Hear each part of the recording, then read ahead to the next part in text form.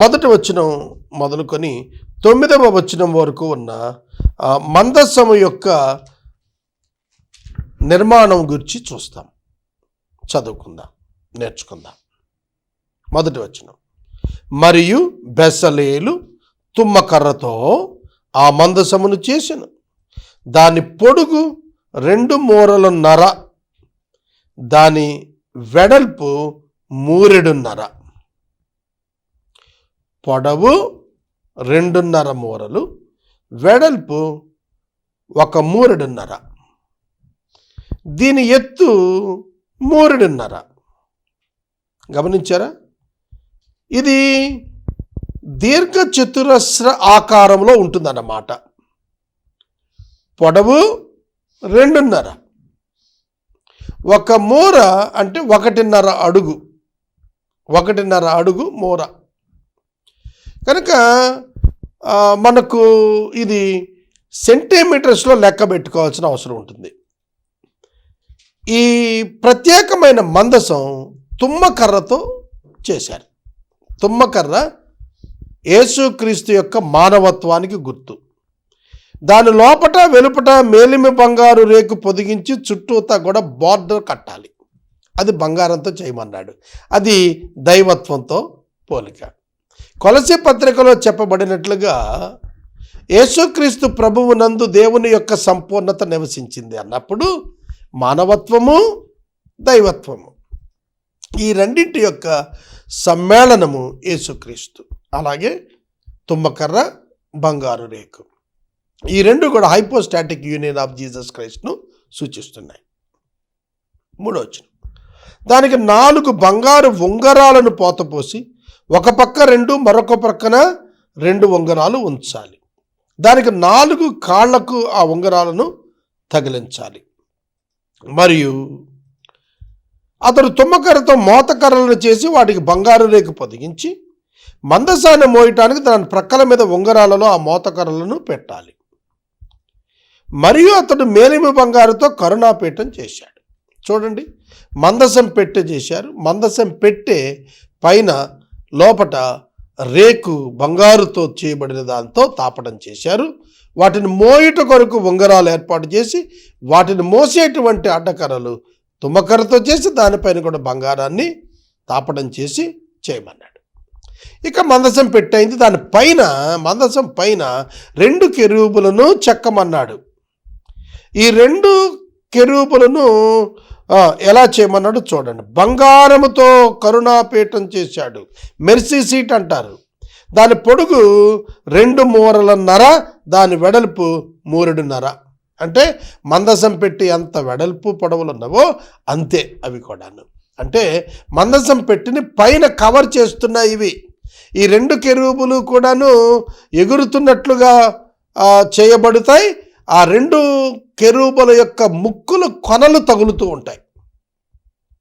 అంటే దాని అర్థం ఏమిటి అని అంటే, కెరూబుల మధ్య ఆయన సింహాసనం ఉన్నది. యెషయా గ్రంథం 6వ అధ్యాయం 1-5 వచనాలు మీరు చూస్తే, ఆయన పరిశుద్ధుడు పరిశుద్ధుడు పరిశుద్ధుడు అని నిత్యము దివారాత్రము దేవుని దూతల చేత పొగడబడుతూ ఉన్నాడు. ఆయన కెరూబుల మధ్యన ఉన్నాడు. ఆయన సింహాసనం వారి మధ్యన ఉన్నది.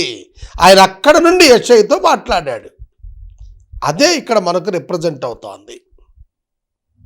మరియు 2 బంగారు కెరూబులను చేశాడు. కరుణాపీఠం యొక్క 2 కొనలను వాటి నగిజీ పనిగా చేశాడు. ఒక్కొక్క కొనను, ఒక్కొక్క కెరూబును కరుణాపీఠంతో ఏకాండముగా చేసి దాని 2 కొనల మీద కెరూబులను చేశాడు. కరుణాపీఠం చేశాడు, మెర్సీ సీట్, దాని మీద 2 కెరూబులు చేశాడు. అవి ఒకదాని ఒకటి అతుక్కున్నట్టుగా ఏకాండంగా ఉండేటట్టుగా శ్రద్ధ తీసుకున్నాడు. ఆ కెరూబులు పైకి విప్పిన రెక్కలు గలవై కరుణాపీఠంలో తమ రెక్కలతో కప్పుతున్నాయి. కెరూబుల ముఖాలు ఒకదానికొకటి ఎదురుగా ఉన్నాయి. వాటి ముఖములు కరుణాపీఠం వైపు చూస్తూ ఉన్నాయి. కెరూబులు సింహాసనం వైపు చూస్తున్నాయి. సింహాసనము మెర్సీ సీట్. ఆ కెరూబులు ఎక్కడైతే చూస్తున్నాయో ఆ క్రింది భాగంలో సింహాసనం ఉన్నది. ఆ పీఠమును కరుణాపీఠము అని అన్నారు.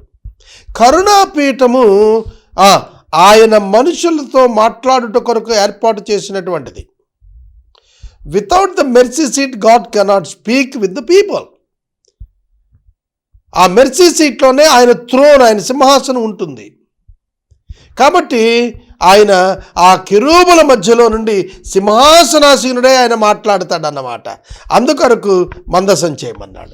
ఈ మందసము లోపట 3 వస్తువులు ఉంచబడాలి. ఒకటి, అహరోను యొక్క చిగురించిన కర్ర.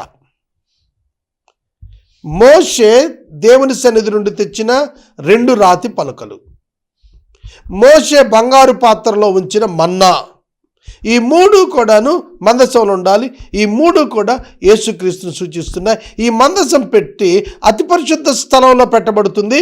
పరిశుద్ధ స్థలాన్ని అడ్డుతెరతో వేరు చేస్తారు. ఈ మందసం పెట్టున్నటువంటి స్థలంలోనికి ఎవరు వెళ్ళకూడదు. సంవత్సరానికి ఒక్కసారి మాత్రమే అతి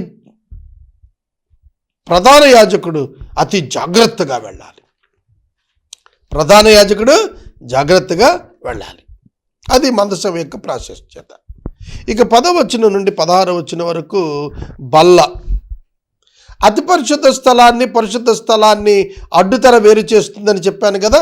అడ్డుతెర యొక్క ద్వారమునకు ఎదురుగా దీపవృక్షం ఉంటే కుడివైపున ఎడమవైపున దేవుని యొక్క దీపవృక్షం, కుడివైపున బల్ల. వెళ్ళగానే లోపలి కుడివైపున బల్ల, దాని మీద సముఖపు రొట్టెలు ఉంటాయి. కనుక సముఖపు రొట్టెలు యాజకులు భుజించుట కొరకు ఏర్పరచబడినవి. వాటిని పెట్టడానికి తుమ్మకరతో మరొక బల్లను చేయమన్నాడు.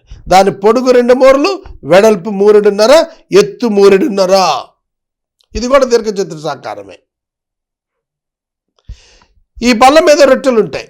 దానిని మేలిమి బంగారు రేకుతో పొదిగించి దాని చుట్టూతో కూడా బోర్డర్ చేయాలి. సరౌండింగ్లో దాని చుట్టూ బెత్తడి బత్త చేసి ఆ బత్త పైన బంగారు జవను కట్టాలి. దానికి 4 బంగారు ఉంగరాలు, మోత మోయటం కోసం వాటికి 4 బంగారు ఉంగరాలు చేసి తగిలించాలి. ఆ బలను మోయటకు మోత కర్రలు ఉండు ఆ ఉంగరాలు దాని బద్దకు సమీపంగా ఉంటాయి. బలను మోయటకు తుమ్మకర్రతో మోతకర్రలు చేసి వాడు బంగారు రేకులు పొదిగించాలి. మరియు అతని బల్ల మీద ఉండే ఉపకరణాలు అనగా దాని గంగాళమును, దాని ధూపకలశములను, దాని గిన్నెలను, తర్పణములు చేయుటకు పాత్రలు మేలిమి బంగారుతో చేయాలి. ఈ బల్ల మీద సముఖపు రొట్టెలతో పాటు కొన్ని ప్రత్యేకమైన బంగారు వస్తువులు ఉంటాయి. అవి ధూపకలశం, గిన్నెలు, పాత్రలు ఇట్లాంటివి అన్నమాట. ఇవన్నీ కూడాను మందిరంలో ఉపయోగిస్తారు. ఎందుకు? దీపవృక్షంలో ఆయిల్ పోయాలన్నా, ధూపవేదిక మీద సెంటు వేయాలన్నా వాడేటువంటి పరికరాలన్నీ కూడా ఈ యొక్క బల్ల మీదే పెట్టుకుంటారు. ఇక 17వ వచనం నుండి మనకు 24వ వచనం వరకు దీపవృక్షం. పరిశుద్ధ స్థలములో వెలుగిచ్చుటకు దీపవృక్షం ఉన్నది. ఇది కుడివైపు 3, ఎడమవైపు 3 కాండములతో సెంటర్లో ఒక ల్యాంప్తో 7 ల్యాంప్స్ తోటి ఈ దీప వృక్షం చేయబడుతుంది. ఇది పూర్తి బంగారంతో చేయబడుతుంది, మేలిం బంగారంతో చేయబడుతుంది. మీరు గమనించారా? దేవాలయములోని వస్తువులన్నీ కూడాను బంగారం తాపడము, బంగారముతోనూ చేయబడుతున్నాయి వస్తువులు. మీరు గమనించండి, మందసం పెట్టే తుమ్మకర్రతో చేసిన మేలిం బంగారు తాపడం, అలాగే మేలిం బంగారుతోటే కెరూబులు చేయటం, ఆ తర్వాత మేలిం బంగారంతో దీపవృక్షం, మేలిం బంగారాన్ని తాపడం చేసే బల్ల, అలాగే దీపవృక్షం కూడా, అలాగే ధూప వేదిక కూడా. వేదిక ఖచ్చితంగా బంగారంతో, తుమ్మకర్రతో చేసి దాన్ని కూడా బంగారంతో చేయాలి. అది స్క్వేర్గా చేయాలి. కనుక ఈ వస్తువులన్నీ కూడా బంగారంతో చేస్తున్నాడు. దైవత్వం యొక్క గుర్తు. ఆ లోపట తుమ్మకర్ర పెట్టబడుతోంది, మానవత్వం యొక్క గుర్తు. కనుక ఎలా చేశాడు దీనిని? మేలిమి బంగారంతో దీపవృక్షాన్ని చదువుకుందాం. 17వ వచనం. ఆ దీపవృక్షమును, దాని ప్రకాండమును, దాని కొమ్మను నగిషీ పనిగా చేసెను. దాని కలశములు, మొగ్గలు, పువ్వులు ఏకాండము. ఏకాండం అంటే ఓన్లీ 1 పీస్. ఒక సెంటర్ పీస్ నుంచి మిగతావి హాఫ్ సర్కిల్స్గా పైకి వెళుతూ ఉంటాయి. ఇటు 3 కొమ్మలు, అటు 3 కొమ్మలు, కంప్లీటెడ్ హాఫ్ సర్కిల్గా కనబడతాయి చూడటానికి. ఒక కొమ్మలో మొగ్గలు, పువ్వులు గల బాదము రూపమైన 3 కలశములు, రెండవ కొమ్మలో మొగ్గలు, పువ్వులు గల బాదము రూపమైన 3 కలశములు. అట్లు దీపవృక్షము నుండి బయలుదేరి 6 కొమ్మలు ఉన్నాయి. సెంట్రల్ పోల్కి ఇటు 3, అటు 3, కుడి ఎడమల 3 కొమ్మలను ఏర్పాటు చేశాడు.